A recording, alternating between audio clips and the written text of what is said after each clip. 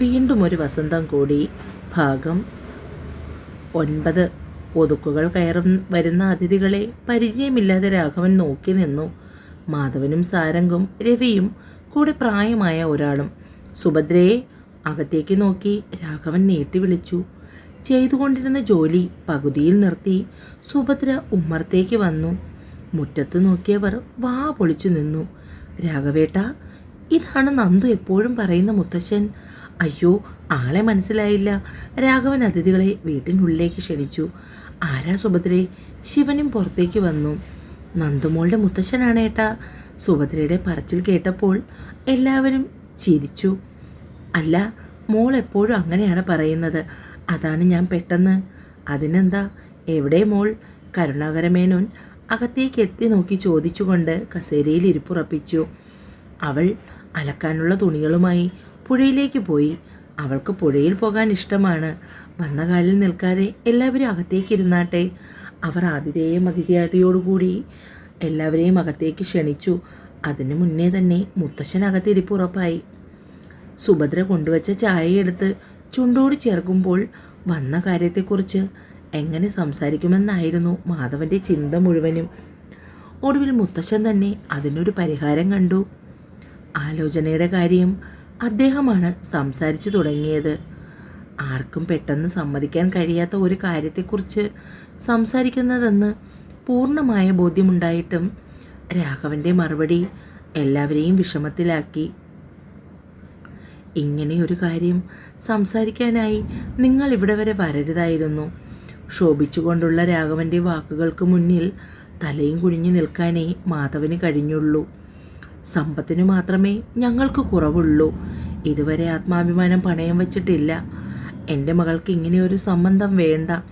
അവൾ കെട്ടാച്ചരക്കായി വീട്ടിൽ നിൽക്കുകയല്ല, കണ്ണിൽ കാണുന്നവരുടെയൊക്കെ കയ്യിൽ പിടിച്ചേർപ്പിക്കാൻ.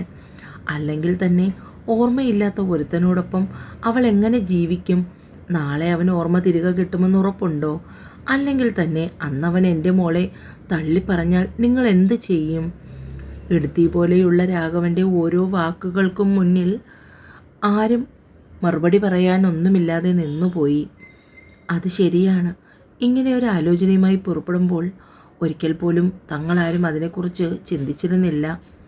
മാധവൻ ഇരിപ്പിടത്തിൽ നിന്നും എഴുന്നേറ്റ്, സ്വന്തം മകൻ്റെ കാര്യം വന്നപ്പോൾ ഞാൻ അല്പം സ്വാർത്ഥനായിപ്പോയി, ക്ഷമിക്കൂ. മാധവൻ രാഘവൻ്റെ മുന്നിൽ ഇരു കൈയും കൂപ്പി നിന്നു. ആ കാഴ്ച കണ്ടപ്പോൾ കരുണാകരമേനോൻ്റെയും രവിയുടെയും കണ്ണുകൾ നിറഞ്ഞു. ഒന്നും മിണ്ടാതെ തലയും താഴ്ത്തിയാണ് അവർ ആ വീട്ടിൽ നിന്നും പുറത്തേക്ക് ഇറങ്ങിയത്. എല്ലാം കേട്ടുകൊണ്ട് അടുക്കള വാതിൽക്കൽ നിന്ന നന്ദുവിൻ്റെ കണ്ണുകൾ നിറഞ്ഞു തുളുമ്പി. ആശുപത്രി കിടക്കയിൽ ജീവന് വേണ്ടി പോരാടിയ സത്യയുടെ മുഖം അവളുടെ മനസ്സിൽ തെളിഞ്ഞപ്പോൾ കയ്യിലിരുന്ന ബക്കറ്റും തുണിയും നിലത്തേക്കിട്ട് കാറ്റുപോലെ അവൾ ഉമ്മറത്തെത്തി. എനിക്ക് ഈ കല്യാണത്തിന് സമ്മതമാണ്. എല്ലാവരെയും ഞൊട്ടിച്ചുകൊണ്ട് അവളുടെ ആ വാക്ക് ഉച്ചത്തിലായി. എല്ലാവരും പിന്തിരിഞ്ഞു നോക്കി. അപ്പോൾ കണ്ടു നിറഞ്ഞൊലിച്ച കണ്ണുമായി നിൽക്കുന്നവളെ. നീ എന്ത് വേണ്ടാതിനമാണ് വിളിച്ചു പറയുന്നത്, ഓർമ്മയുണ്ടോ? സുഭദ്ര അവയുടെ കയ്യിൽ പിടിച്ചു കുലുക്കി. അമ്മയുടെ നേർക്ക് കത്തുന്ന മിഴികളോടുകൂടി നോക്കി നന്ദു. ഓർമ്മയില്ലാതെ സ്വന്തം കാര്യം പോലും നോക്കാൻ കഴിവില്ലാത്ത ഒരുവൻ്റെ കൂടെ നിന്നെ പറഞ്ഞയക്കാൻ ഞങ്ങൾക്ക് സമ്മതമില്ല. രാഘവൻ നായർ നന്ദുവിൻ്റെ അടുത്തേക്ക് വന്നു.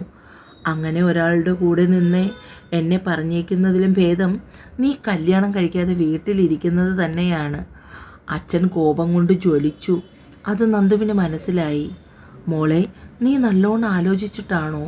ശിവൻ അവളുടെ അടുത്തേക്ക് വന്നു.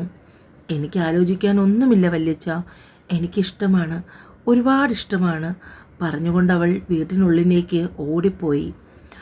അത് കണ്ടു നിന്ന സാരംഗൻ രവിയും മാധവനും ഇതെന്തുമായും എന്നവണ്ണം എല്ലാവരെയും നോക്കി. എന്നാൽ മുത്തശ്ശൻ്റെ മുഖം ശാന്തമായിരുന്നു. അതിഥികൾ മടങ്ങിപ്പോയപ്പോൾ ആ വീട് മരണ വീട് പോലെയായി. ഇടയ്ക്ക് സുഭദ്രയുടെ തേങ്ങിക്കരച്ചിലുകളും രാഘവൻ്റെ നെടുവീർപ്പുകളും മാത്രം. ശിവൻ നന്ദുവിൻ്റെ മുറിയിലേക്ക് വന്നു. മുട്ടിൽ മുഖം ചേർത്തിരിക്കുന്ന അവൾക്കടുത്തായിരുന്നു. അവളുടെ തലയിൽ പതിയെ തലോടി. മോളെ നന്ദു. വല്യച്ഛൻ്റെ ചിലമ്പിച്ച ഒച്ച കേട്ട് അവൾ പതിയെ മുഖമുയർത്തി. നീ കരയുമായിരുന്നോ കുഞ്ഞേ? നിനക്കിതെന്താ പറ്റിയത്? ഇന്ന് നീ പറഞ്ഞത് എന്താണെന്ന് നിനക്കറിയാമോ?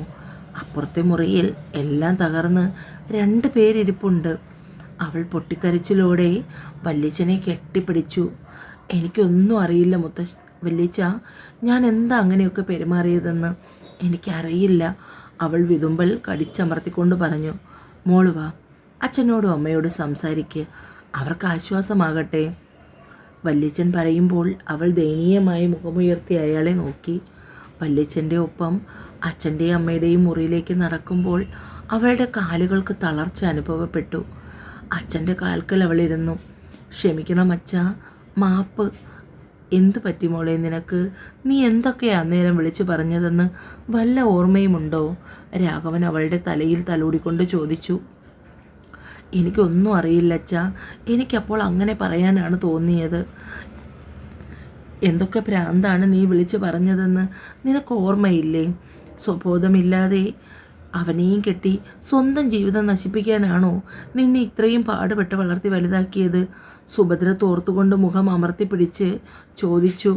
അതല്ല, കുറച്ച് ദിവസം അവിടെ ചെന്ന് അവിടുത്തെ സുഖസൗകര്യങ്ങളൊക്കെ കണ്ടപ്പോൾ നിന്റെ കണ്ണ് മഞ്ഞളിച്ചു പോയോ?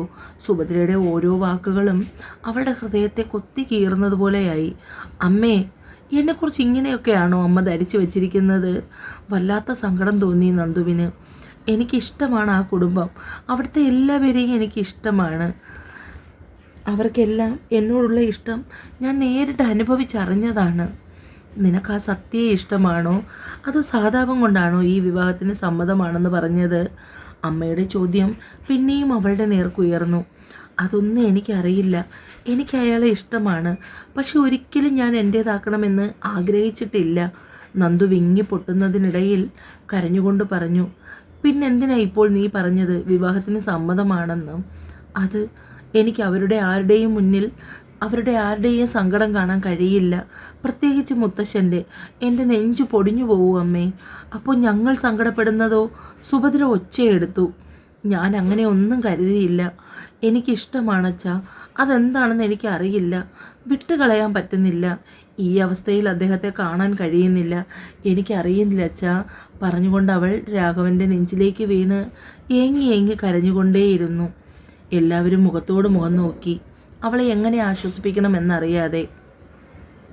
എന്നാലും അറിഞ്ഞുകൊണ്ട് നിന്നെ എങ്ങനെയാ മോളെ ഇതിലേക്ക് മനഃപൂർവ്വം തള്ളിവിടുന്നത്? എല്ലാ അച്ഛനമ്മമാർക്കും അവരുടെ മക്കളുടെ ഭാവിയെക്കുറിച്ചും വിവാഹത്തെക്കുറിച്ചും ഒക്കെ ഒരുപാട് സ്വപ്നങ്ങളുണ്ട്. നിന്റെ ജീവിതത്തെക്കുറിച്ച് ഞങ്ങൾ വലുതല്ലാത്ത കുഞ്ഞു കുഞ്ഞു സ്വപ്നങ്ങൾ കാണുന്നുണ്ട്.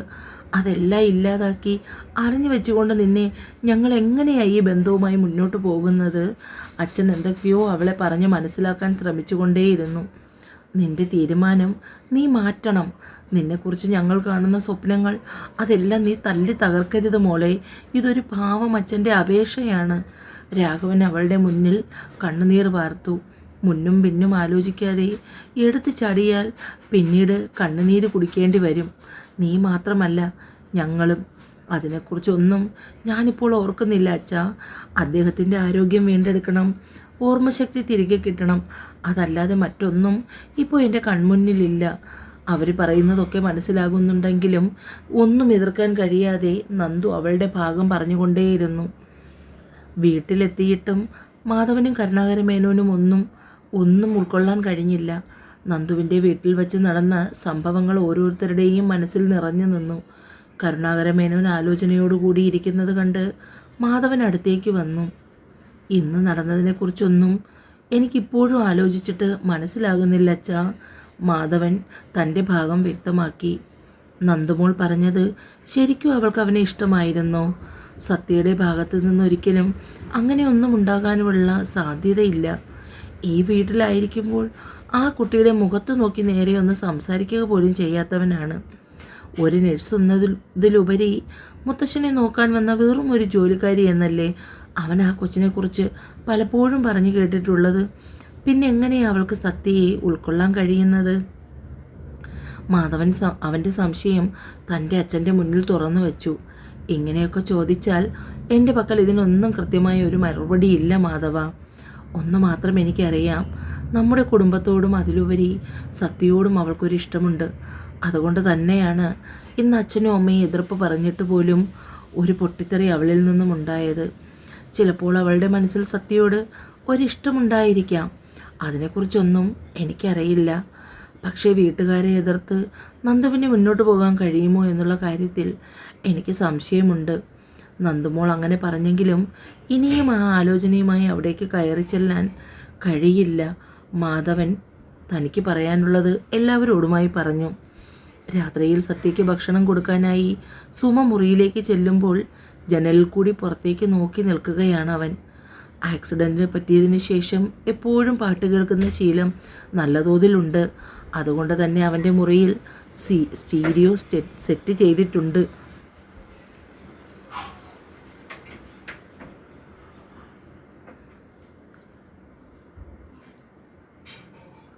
ലത അകത്തേക്ക് കയറി സ്റ്റീരിയോ ഓഫാക്കി. സുമയുടെ അടുത്തേക്ക് ചെന്നതും സത്യ ദേഷ്യത്തിൽ കയ്യിൽ കിട്ടിയ ഫ്ലവർ വേസ് നിലത്തേക്ക് വലിച്ചെറിഞ്ഞു. നിങ്ങളോടെല്ലാം ആര് പറഞ്ഞു ഇപ്പോൾ ഈ മുറിയിലേക്ക് കയറി വരാൻ? ആരാ സ്റ്റീരിയോ ഓഫാക്കിയത്? അവൻ കയ്യിൽ കിട്ടുന്ന സാധനങ്ങളെല്ലാം നിലത്തേക്ക് വലിച്ചെറിഞ്ഞുകൊണ്ട് ചോദിച്ചു. സുമയും ലതയും അതുകണ്ട് പേടിച്ച് നിൽക്കുമ്പോൾ മാധവനും രവിയും മുറിക്കകത്തേക്ക് കയറി വന്നു. എന്ത് പറ്റി? എന്താ ഇവിടെ ബഹളം? സ്റ്റീരിയോ ഓഫാക്കിയത് അവൻ ഇഷ്ടമില്ലെന്ന് തോന്നുന്നു മാധവേട്ട. അതിനാണോ ഇത്രയും ബഹളം വെക്കുന്നത്? മാധവൻ വീണ്ടും സ്റ്റീരിയോ ഓൺ ചെയ്തു. നീ ഒരു കാര്യം ചെയ്യ്, ഭക്ഷണം അവിടെ വെച്ചേക്ക്, ഞാൻ അവന് കൊടുത്തോളാം. മാധവൻ സുമയുടെ കയ്യിലിരുന്ന ഭക്ഷണം വാങ്ങി ടേബിളിൻ്റെ മേലെ വെച്ചപ്പോൾ സങ്കടം കൊണ്ട് അവർ കണ്ണുകൾ തുടച്ച് പുറത്തേക്ക് ഇറങ്ങിപ്പോയി. ഇത്രയും ചെറിയ ചെറിയ കാര്യങ്ങൾക്ക് എന്തിനാ മോനെ ഇങ്ങനെ ബഹളം വെക്കുന്നത്? മാധവൻ അവനടുത്തേക്കിരുന്ന് ഭക്ഷണം വാരി കൊടുത്തുകൊണ്ട് ചോദിച്ചു. അനുസരണയുള്ള ഒരു കുട്ടിയെപ്പോലെ സത്യ അത് മുഴുവനും കഴിച്ചു. ഈ അവസ്ഥയിൽ ഇനിയും മുന്നോട്ട് പോകാൻ കഴിയില്ല. നാളെ തന്നെ ഹോസ്പിറ്റലിൽ പോയി ഡോക്ടറെ കണ്ട് കാര്യങ്ങൾ വിശദമായി പറയണം. മാധവൻ മനസ്സിൽ തീരുമാനിച്ചുറപ്പിച്ചു. മാധവനിൽ നിന്നും കാര്യങ്ങൾ കേട്ടപ്പോൾ മാർത്താണ്ഡ ഡോക്ടർക്ക് വിശ്വസിക്കാൻ കഴിഞ്ഞില്ല. ആ കുട്ടിയുടെ വലിയ മനസ്സുകൊണ്ട് തന്നെയാണ് അങ്ങനെ പറഞ്ഞത്. നിങ്ങളതിൻ്റെ ബാക്കി കാര്യങ്ങളെക്കുറിച്ച് ചിന്തിക്കാത്തത് എന്താണെന്നാണ് എനിക്ക് മനസ്സിലാവാത്തത്. ഡോക്ടർ ദേഷ്യപ്പെട്ടു. ഡോക്ടർ, മോൾ അങ്ങനെയൊക്കെ വിളിച്ചു പറഞ്ഞെങ്കിലും അവളുടെ വീട്ടുകാർക്ക് ഈ ആലോചനയുമായി മുന്നോട്ട് പോകാൻ ഒട്ടും തന്നെ താല്പര്യമില്ല. അപ്പോൾ പിന്നെ എങ്ങനെയാണ് ഇതിനെക്കുറിച്ച് കൂടുതൽ അന്വേഷിക്കുന്നത്? മാധവൻ തൻ്റെ ധർമ്മസങ്കടം ഡോക്ടറിൻ്റെ മുന്നിൽ തുറന്നു വച്ചു.